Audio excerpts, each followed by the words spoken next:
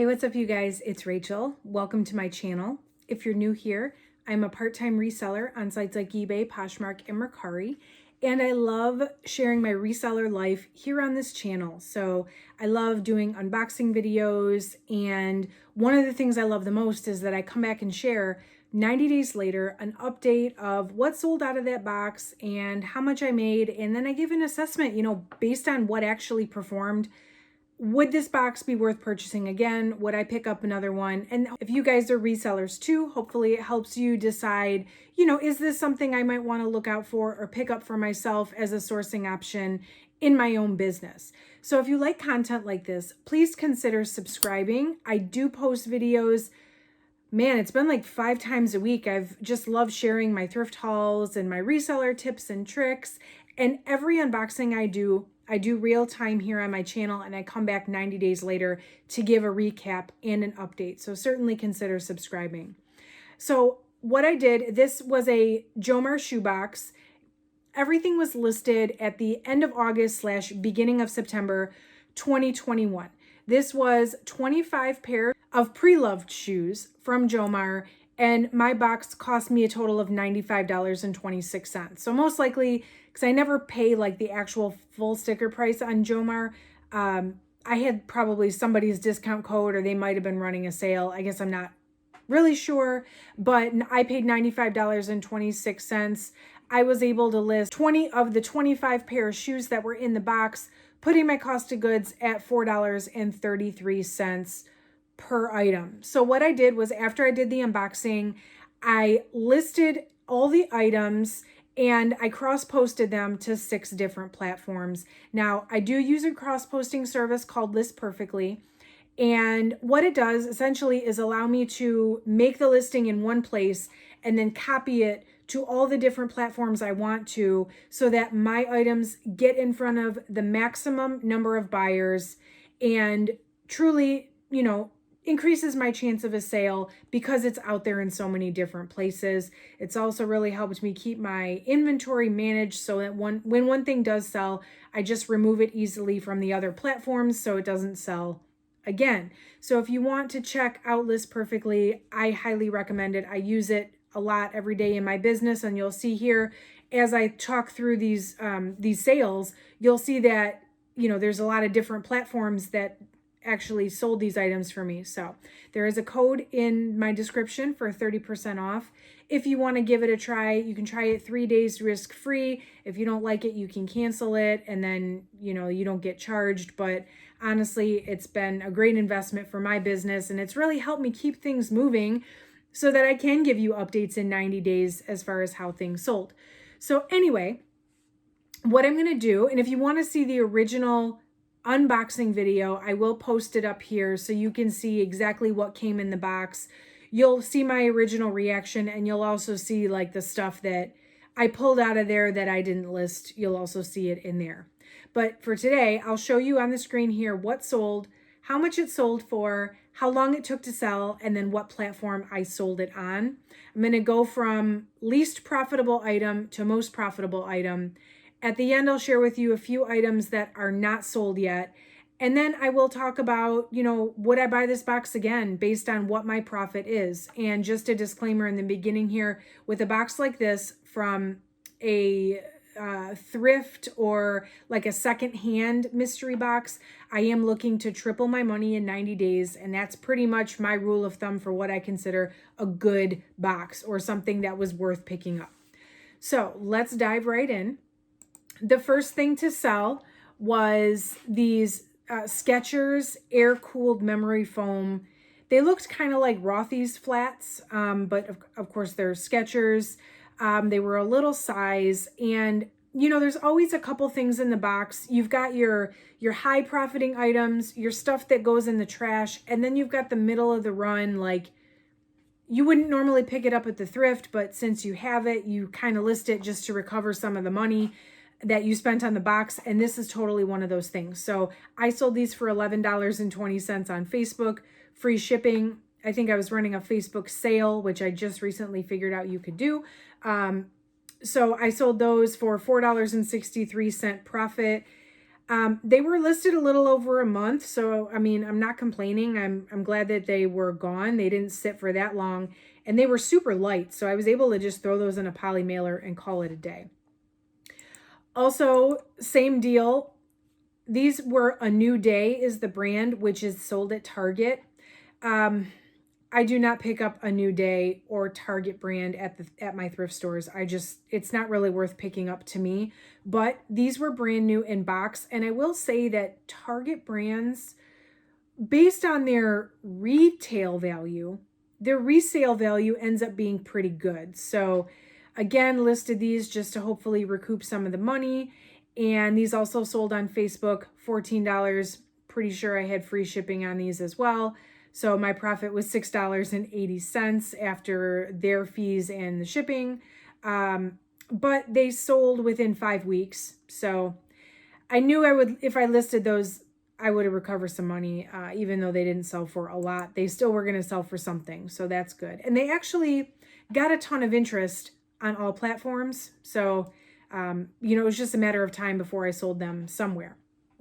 The next sale, I don't have a screenshot of because I sold them on Depop. And if you are returning to my channel, I'm sure you heard me say before, I got banned from Depop. If you are just hearing this for the first time, I will post the video up here if you want details on what happened. But I can't get in there and get my screenshots of what sold. So I'll just have to tell you about this one. These were a pair of like black platform slide sandals, and the brand was Bamboo, which is totally fast fashion, totally not something I would ever pick up at the thrift. But these shoes got a ton of attention on all platforms, and they sold on Depop in 4 days. So they got a ton of attention in 4 days, and then they finally sold. They didn't sell for a ton. I got $12.60 for them. And so my profit was $8.27. I'm guessing it was just the style, like it's a sought after style. I would never have picked these up at the thrift. And quite frankly, because it was such a cheapy brand, like I almost didn't even list these, but I'm glad I did because they went quick, and I'd rather list them and have somebody that wants them than like throw them away and put them in a landfill. So I'm happy about that. The next sale were these Nine West black suede pumps. So kind of tried and true brand, tried and true style. They were super basic, size 7.5. They did sell though. They were only listed for like less than 2 weeks, and they sold on eBay for $16. I think someone sent me an offer on those. So I made $8.47 on those. Again, Nine West is not something I pick up, not even if it's like really cheap, but since I had them, I listed them, made a little bit of money. So it worked out. These ASOS Loafers. So these really gave me a workout, let me tell you, because number one, the sizing on them is not US sizing, and it's not really like the standard European sizing. So I was very confused on what size these actually were. I was also very confused on whether they were men's or women's, or because of the size, were they kids? Like, I really just did not know what to do with these. But after some research, I landed on size 5.5 women's. And that's how I listed them. And they actually sold on Poshmark. Took about 6 weeks, but I got $18 for them. The buyer left me a good review, no complaints. I was a teeny tiny bit afraid I was misrepresenting the item in some way just because I had no clue. But I'm guessing ASOS is one of those brands that, like, if you wear that brand or you buy that brand for yourself, you kind of know what size you are. So that was a $10 profit for me. Hey, I'll take it. Then I had these suede heels from Sam Edelman. I do pick up some Sam Edelman, but I'm kind of picky. Like, it has to be the right style for the right price. I probably would not have picked these up if I saw them at the thrift store. I would have just passed right on by. But again, I had them, so I listed them. They were a size 7. They were not in the best shape, but they were real suede. So I got $20 for them. I listed them for $25. I got $20, which means somebody probably sent me an offer. I made $11.67. Then I had another pair of Nine West shoes. And again, these were super basic, like nude platform wedge heels. They sold also on eBay. I guess eBay's the place for Nine West. These took about 10 weeks. and they sold for $22.49, which means I probably was running a sale. So I made $13.66. Then I got these Pearl Loafers. Pearl was the name of them. The brand was 7.7. These were brand new in the box as well. These took about 3 weeks to sell. Actually, I had 2 pair. They sent me a size 8.5 and a size 9. The size 8.5 sold. The 9 is still hanging around here. Those have like no interest at all. So I don't know if I just got lucky with the 8.5s or what, but they did sell for $23.54 on Poshmark, meaning I probably sent like a $25 or $26 offer. I don't know. I can't math right now, but you know, and that takes into account that discounted shipping that I have to pay for. So I made $14.50 on those. Then I'm going to go ahead and call this a Bolo brand. These black tassel shoes, the brand was Louise et C. I don't know if I'm saying that right. I don't speak French or Italian, or I don't know. I'm not going to try to like be an expert on pronouncing shoe brands, but I'd never heard of this before. And when I looked up the brand itself, comps were pretty good as far as like, not necessarily this style, but just in general. And I still ended up selling these for $30 on Poshmark. They took about 5 weeks, but they did still go. They were in pretty good condition. So, I mean, you know, I'm glad that they sold. But if you see this brand when you're outsourcing, I would say it may or may not always be worth picking up, but I would say look up your style and the style name and see if it's, you know, something that's sought after based on comps, because comps didn't look too shabby on some of this stuff by that brand. So last 2. And if you watch the original, this probably is no surprise to you which 2 are at the top of this list.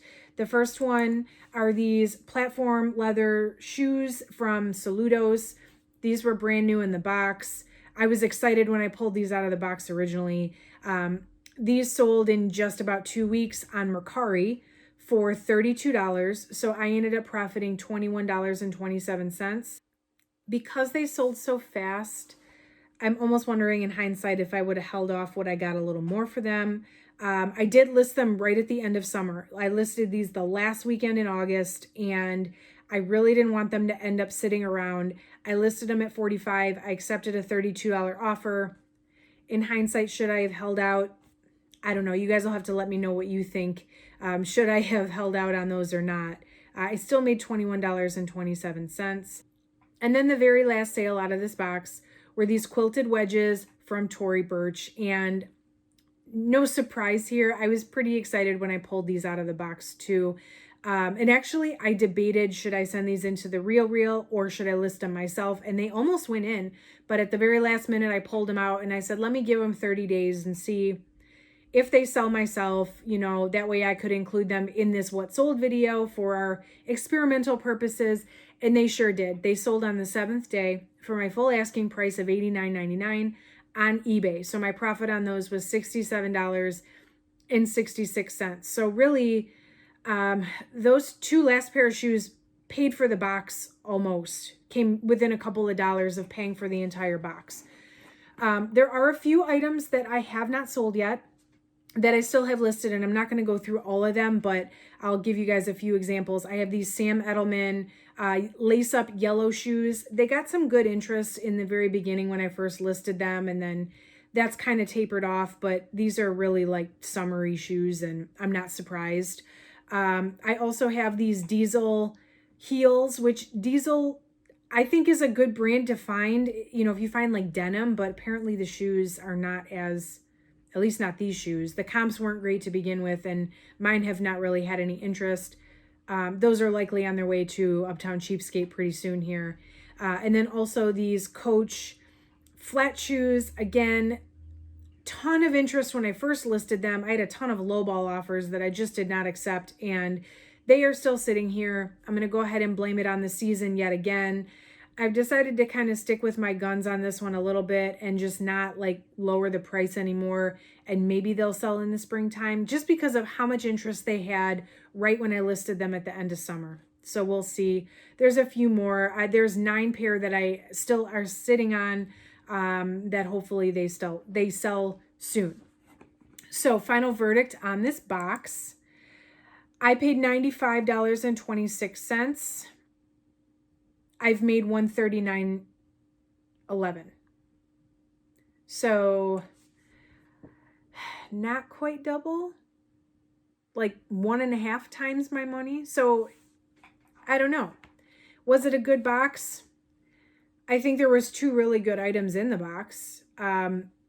It was a little tricky because there's so many items that are not in season. So no, it was not the greatest box. It definitely was not the greatest box. Will I make some profit on those spring and summer shoes once they actually sell?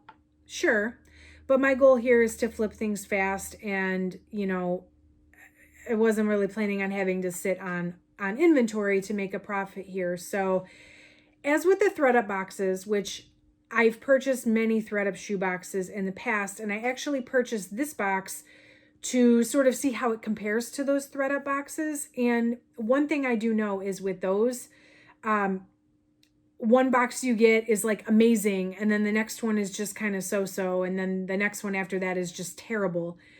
So if this is a so-so box, I'm okay with it. You know, I probably would order another one just to see, like, would I get luckier next time?